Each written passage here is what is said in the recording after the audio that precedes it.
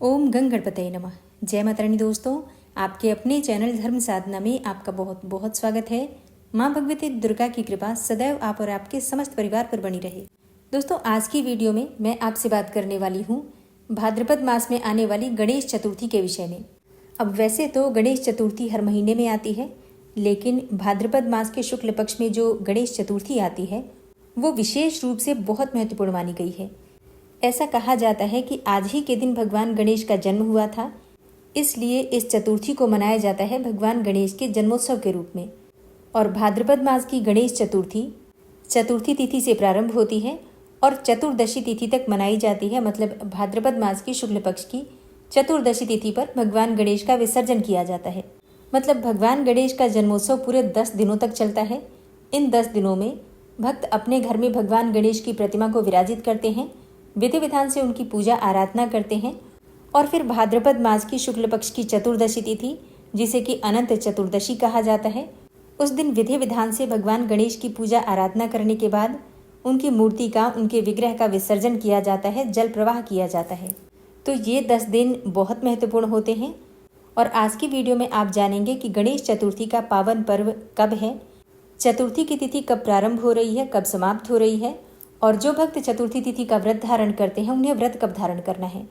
चतुर्थी तिथि पर भगवान गणपति की स्थापना अपने घर में की जाती है, तो गणपति स्थापना का शुभ मुहूर्त क्या होगा और भगवान गणपति की स्थापना करने की विधि क्या है, पूजा की विधि क्या है, इसके साथ ही अनंत चतुर्दशी कब है, किस दिन भगवान गणपति का विसर्जन करेंगे। मतलब भगवान गणपति का जन्मोत्सव जो कि पूरे 10 दिनों तक चलता है, कब से प्रारंभ होकर और कब समाप्त हो रहा है, ये संपूर्ण जानकारी आपको आज की वीडियो में मिलने वाली है। इसलिए वीडियो को अंत तक ज़रूर देखिए और अगर आपको वीडियो पसंद आए तो इसे लाइक भी ज़रूर कीजिए, क्योंकि आपके लाइक्स, आपके कमेंट्स मेरे लिए बहुत महत्वपूर्ण होते हैं। यही एकमात्र जरिया है जिनसे मुझे पता चलता है कि आपको ये वीडियो अच्छी लगती हैं और आपके लिए ये वीडियो उपयोगी हैं। तो अगर वीडियो अच्छी लगे तो लाइक तो ज़रूर ही किया कीजिए। तो सबसे पहले जानते हैं कि चतुर्थी तिथि कब प्रारंभ हो रही है, कब समाप्त हो रही है, और अगर आप चतुर्थी का व्रत धारण करते हैं तो आपको व्रत कब धारण करना है। तो देखिए, भाद्रपद मास की शुक्ल पक्ष की चतुर्थी तिथि प्रारंभ हो रही है शुक्रवार को, यानी कि 6 सितंबर 2024 को दोपहर में 3:01 पर, और चतुर्थी तिथि का समापन होगा 7 सितंबर 2024 को, यानी कि शनिवार के दिन शाम को 5:37 पर। तो सूर्योदय कालीन तिथि के अनुसार 7 सितंबर 2024 शनिवार से गणेश उत्सव का प्रारंभ होगा। इसी दिन चतुर्थी तिथि है और सूर्योदय कालीन चतुर्थी तिथि के अनुसार इसी दिन गणेश चतुर्थी का व्रत किया जाएगा। अच्छा, जो भक्त चतुर्थी तिथि का व्रत प्रारंभ करना चाहते हैं, मतलब अब से शुरू करना चाहते हैं, तो उनके लिए आज का दिन श्रेष्ठ है। अगर आप चाहें तो, मतलब व्रत करना चाहते हैं, तो गणेश चतुर्थी से अपने व्रत की शुरुआत कीजिए। जिस भी कामना से आप व्रत प्रारंभ करते हैं, आपकी वो कामना निश्चित ही भगवान गणपति की कृपा से पूर्ण होती है। तो 7 सितंबर को गणपति उत्सव प्रारंभ हो रहा है। इसी दिन अपने घर में गणपति की स्थापना की जाएगी। 7 सितंबर को सूर्योदय काल का समय रहेगा सुबह 6:02 पर और सूर्यास्त का समय रहेगा शाम को 6:22 पर। गणेश चतुर्थी पर कई सारे शुभ योगों का संयोग हमें प्राप्त हो रहा है, जैसे कि सर्वार्थ सिद्धि योग, रवि योग, ब्रह्म योग और इंद्र योग। सर्वार्थ सिद्धि योग रहेगा 7 सितंबर को दोपहर में 12:34 से प्रारंभ होकर और अगले दिन यानी कि 8 सितंबर को सुबह 6:03 तक।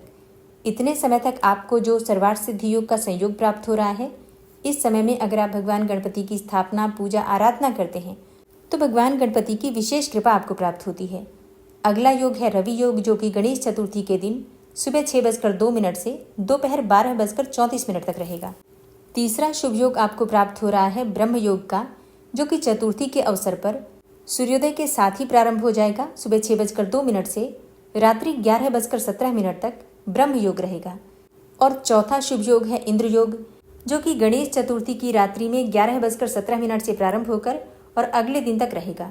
ठीक है, तो ये 4 जो शुभ योग हमें प्राप्त हो रहे हैं, ये अत्यंत ही श्रेष्ठ है। और अब जानते हैं कि गणपति की स्थापना करने का शुभ मुहूर्त क्या होगा।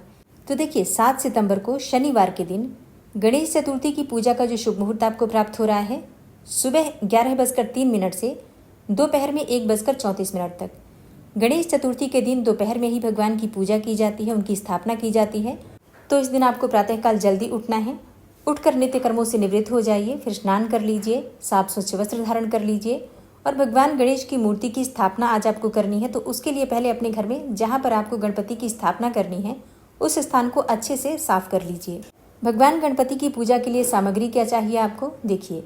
सबसे पहले तो भगवान गणपति की मूर्ति चाहिए। अगर आप चाहें तो मूर्ति मिट्टी की लेकर आ सकते हैं, या फिर अगर आप मूर्ति की स्थापना नहीं करते हैं, जैसे कि हर घर में भगवान गणपति की स्थापना नहीं की जाती है, ऐसे में आप अपने घर में जो गणपति विराजित हैं उन्हीं की विधिवत पूजा आराधना कर सकते हैं।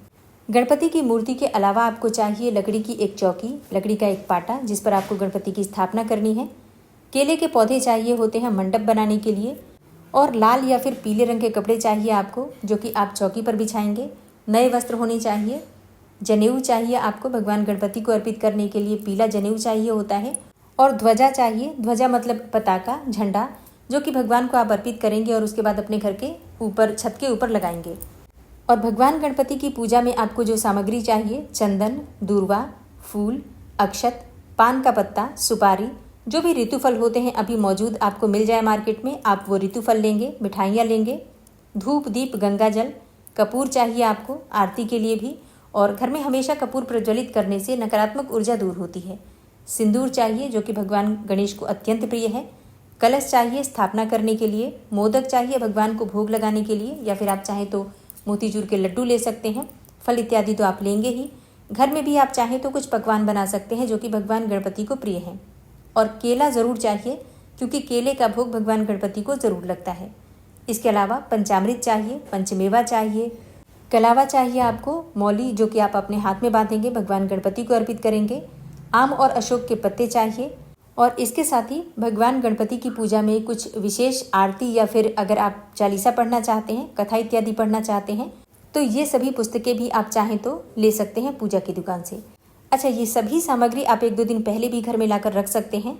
और इसके बाद जैसे कि आपको गणेश जी की स्थापना अगर करनी है, तो जो विग्रह आप अपने घर में स्थापित करना चाहते हैं उसका चुनाव भी आप पहले से कर सकते हैं। फिर शुभ मुहूर्त में आपको गणपति का विग्रह लेकर आना है और अपने घर में स्थापित करना है, और विधि विधान से आप पूजा आराधना करेंगे। विग्रह की स्थापना बहुत से भक्त हैं जो कि 1 दिन के लिए करते हैं, कई भक्त हैं जो कि 5 दिन के लिए करते हैं, 7 दिन के लिए कर सकते हैं, या फिर आप गणेश चतुर्थी से प्रारंभ करके और चतुर्दशी तिथि तक भी रख सकते हैं। ठीक है, तो भक्तों के अपने समय पर निर्भर करता है। जिस भी प्रकार से हमारे पास समय होता है उसी के अनुसार हम भगवान गणपति की स्थापना अपने घर में करते हैं। और अब जानते हैं कि गणेश जी की स्थापना करने की सही विधि क्या है। देखिए, घर की उत्तर दिशा या उत्तर पूर्व दिशा जो कि ईशान कोण कहा जाता है, वहाँ पर आप विग्रह की स्थापना कर सकते हैं, भगवान गणपति की स्थापना कर सकते हैं। गणेश जी की मिट्टी की मूर्ति स्थापित करते वक्त शुभ मुहूर्त का विशेष रूप से ध्यान रखा जाता है, तो इसका आप ध्यान जरूर रखिएगा। अच्छा, जो विग्रह आप लेकर आते हैं उसमें आपको ध्यान रखना है कि भगवान गणेश की जो सूंड है वो दाहिनी तरफ होनी चाहिए। और अगर आप अपने घर में स्थापना कर रहे हैं विग्रह का, भगवान गणपति की स्थापना अगर आप अपने घर में करते हैं तो बैठे हुए गणपति होने चाहिए। और अगर आप दुकान में स्थापित करते हैं गणपति, तो वहाँ पर खड़ी अवस्था में भी गणपति की स्थापना की जा सकती है, कोई समस्या नहीं है। लेकिन घर में जो हम मूर्ति की स्थापना करते हैं वो बैठे हुए गणपति, शांत चित्त से मुस्कुराते हुए बैठे हुए गणपति की स्थापना की जाती है। गणेश जी के विग्रह में जो ध्यान रखने वाली बात होती है, जब आप लेते हैं तो आपको ध्यान रखना है कि उनके हाथ में जनेऊ होना चाहिए और साथ में चूहा भी अवश्य होना चाहिए। जहाँ पर आपको स्थापित करना है भगवान गणपति को, वहाँ की सफाई आप पहले से कर लीजिए। और भगवान गणपति की स्थापना करते समय आपको इस बात का भी ध्यान रखना है कि उनका मुख पश्चिम की तरफ होना चाहिए, ताकि जब आप पूजा करें तो आपका मुख पूर्व दिशा की तरफ हो। ठीक है, इस बात का आपको ध्यान रखना है। और हाँ, जितने दिन के लिए भी गणपति आपके घर में विराजित होंगे उतने दिन तक एक ही स्थान पर रहेंगे। उनके विग्रह को बिल्कुल भी हटाना नहीं है। एक ही स्थान पर उनकी स्थापना करके विधिवत उतने दिन तक हम पूजा आराधना करते हैं।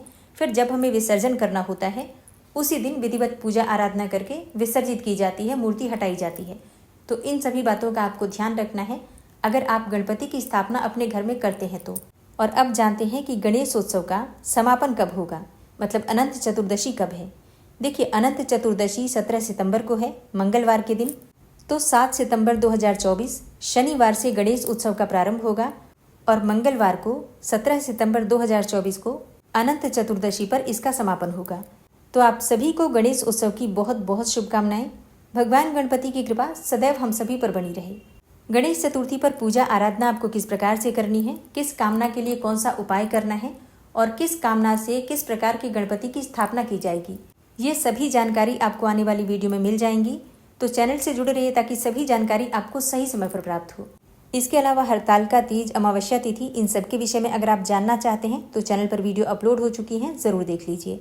मिलती हूँ मैं आपसे अगली वीडियो में, तब तक के लिए जय श्री राधे।